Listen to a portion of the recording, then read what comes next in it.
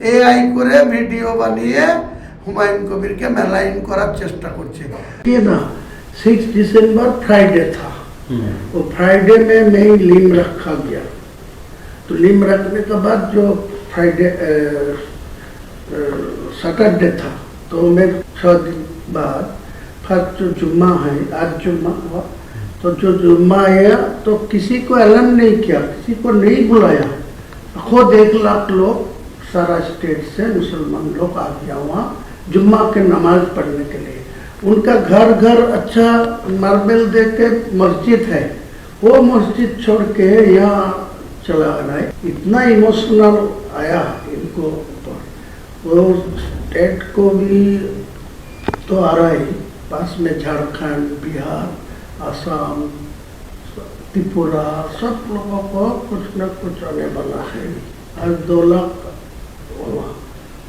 नमाज पढ़ने के लिए, या कोई नमाज मस्जिद में कोई कंस्ट्रक्शन शुरू नहीं हुआ, वो फरवरी मार्च में होगा शुरू, लेकिन इतना इमोशनल है। वो फर्स्ट जुम्मा आएगी पिछला शुक्रवार, वो भी फ्राइडे में आ गया 1 लाख लोग, आज फिर और डबल हो गया 2 लाख लोग।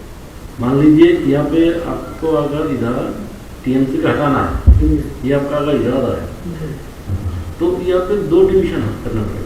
एक है भाजपा को पास हिंदू का वोट, वो तो कन्फ्यूजन हो ही जाएगा। और आप मैं जितना मुसलमान लोगों को मेरा पास वोट देने के लिए मैं आवाज उठा रहा है, तो ऑटोमेटिकली आपका हिंदू वोट आपका पास जाएगी, भाजपा का पास जाएगी। वो এখন আর সোজা পথে মোকাবেলা করতে পারছে না, এআই করে ভিডিও বানিয়ে হুমাयूं কবিরকে মেলাইন করার চেষ্টা করছে। ওই অভিষেককেও ছাড়বো না, মমতাকেও ছাড়বো না, কুণাল ঘোষকেও ছাড়বো না, ববিকেও ছাড়বো না।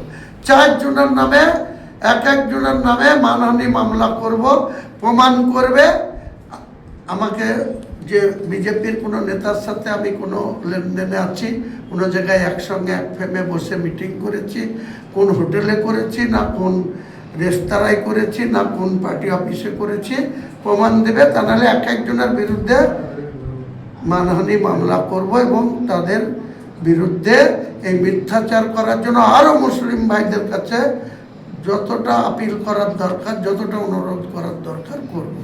মধ্যপ্রদেশের মুখ্যমন্ত্রীর নাম মোহন যাদব, আসামের মুখ্যমন্ত্রীর নাম হিমন্ত বিশ্ব শর্মা, ভারতবর্ষের প্রধানমন্ত্রীর নাম নরেন্দ্র দাস মোদী, ভারতবর্ষের স্বরাষ্ট্রমন্ত্রীর নাম অমিত শাহ, ভারতবর্ষের বর্তমান বিজেপির সর্বভারতীয় সভাপতির নাম কি নতুন কি নীতিন নবীন, আর পশ্চিম বাংলার বিজেপির সভাপতির নাম শ্রমিক Bhattacharya, leader of the opposition নাম শুভেন্দু অধিকারী। এদের কারোর সাথে কোনো 2019 সালে নরেন্দ্র মোদীর সাথে ব্রিগেডের ময়দানে দেখা হয়েছিল, নমস্কার করেছিল। বাকি কোনো সময় 2019 সালের 1 অক্টোবর অমিত শাহর সাথে নেতাজি ইন্ডোর স্টেডিয়ামে বিজেপির লোকসভার প্রার্থী ছিলাম, তাই দেখা হয়েছিল, নমস্কার করেছিল।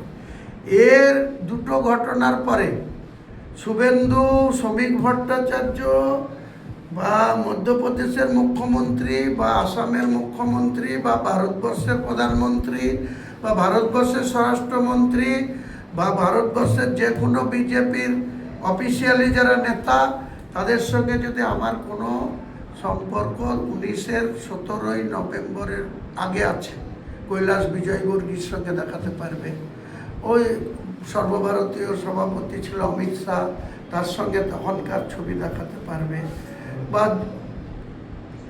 2018-র 25শে জুন বিজেপিতে গিয়েছিলাম, 2019-এর 17 নভেম্বর ছেড়ে দিয়ে চলে এসেছিল।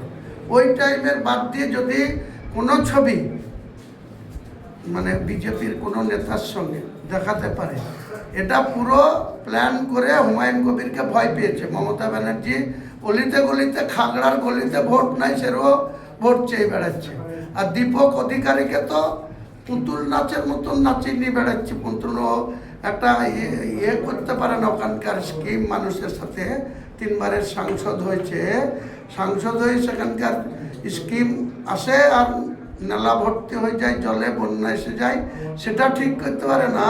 মুর্শিদাবাদে এসে পুতুল নাচ দেখাতে আসছে দুটো অধিকারীকে, সেখানে হেলিকপ্টার নেমে যাচ্ছে যেখানে সেখানে।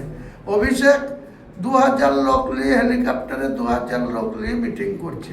কি দৈন্যদশায় পৌঁছেছে, এখন আর সোজা পথে মোকাবেলা করতে পারছে না, এআই করে ভিডিও বানিয়ে হুমায়ুন কবিরকে মেলাইন করার চেষ্টা করছে। ওই অভিষেককেও ছাড়বো না, মমতাকেও ছাড়বো না, কুণাল ঘোষকেও ছাড়বো না, ববিকেও ছাড়বো না। 4 জনের নামে একজনের নামে মানহানি মামলা করব, প্রমাণ করবে আমাকে যে বিজেপির কোনো নেতার সাথে আমি কোনো লেনদেনে আছি, কোনো জায়গায় একসঙ্গে এক ফ্রেমে বসে মিটিং করেছি, কোন হোটেলে করেছি, না কোন রেস্তোরাঁয় করেছি, না কোন পার্টি অফিসে করেছি, প্রমাণ দেবে। তা নাহলে একজনের বিরুদ্ধে মানহানি মামলা করব এবং তাদের বিরুদ্ধে এই মিথ্যাচার করার জন্য আরও মুসলিম ভাইদের কাছে যতটা আপিল করার দরকার, যতটা অনুরোধ করার দরকার করব।